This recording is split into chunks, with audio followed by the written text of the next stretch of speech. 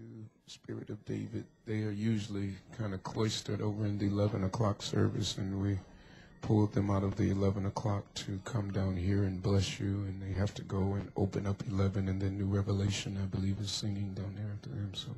So we thank you. Today, as we, and I pause for 1 week from our series of sermons as it deals with violence in our community, and we pick up now. I wanted to deal with Thanksgiving because it is so important that we recognize the power of 2 words: thank you.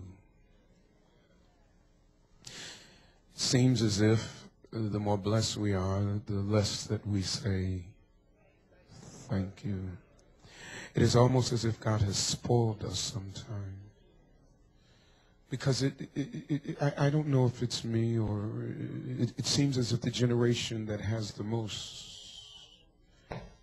has forgotten about God.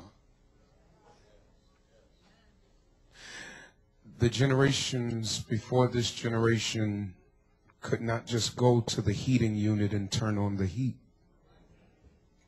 but they had to go to the coal shed. Y'all don't know nothing about that, baby. I don't know nothing about coal shed. In the middle of the night to get coal to heat a house. But that generation knew how to say thank you. The generations before this generation did not have school buses to take them to school. So if you went to school, you had to walk miles down dirt roads just to get an education. But that generation knew how to say thank you.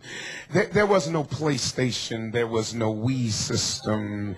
And the stories that I have heard, and I have to be very transparent, this is the only way I know about them because I heard about them, but Christmas morning was not a tree filled with electronics and 30 and 40 gifts, but there were some people before us that were blessed just to have socks to put on their feet. Are y'all with me?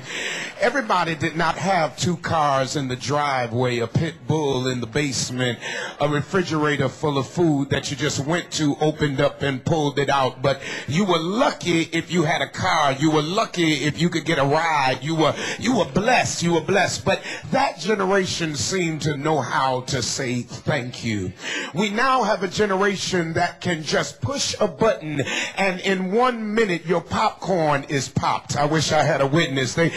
They don't have to put butter in the bottom of the pot, put the popcorn in it, stand there for about 10 minutes shaking it and waiting for it to pop. They don't have to do I have a witness? They can take the chicken that was cooked on Sunday. They don't have to put it in foil and put it in the oven and wait and keep looking for about a half an hour for it to get heated up. But in about 1 minute and 30 seconds, it's piping hot. It's tough. It ain't juicy, but it's hot. They don't know.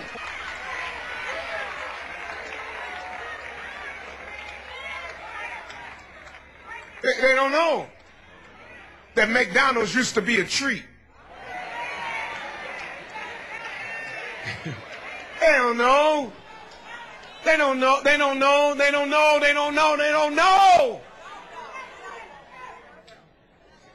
We have a generation, unfortunately, that we have spoiled. And now this generation believes that they should just have it. So now there is a pressure now to just get stuff to make life so much easier, but we have failed to say thank you. And so it is today that we find Jesus. And we find Jesus at a very tough time in his life. It is here that from the text where we get the famous scripture that we all memorized for Sunday school when we didn't want to memorize a whole sentence. Jesus wept. Because it is here that his friend is dead. It is here that his friend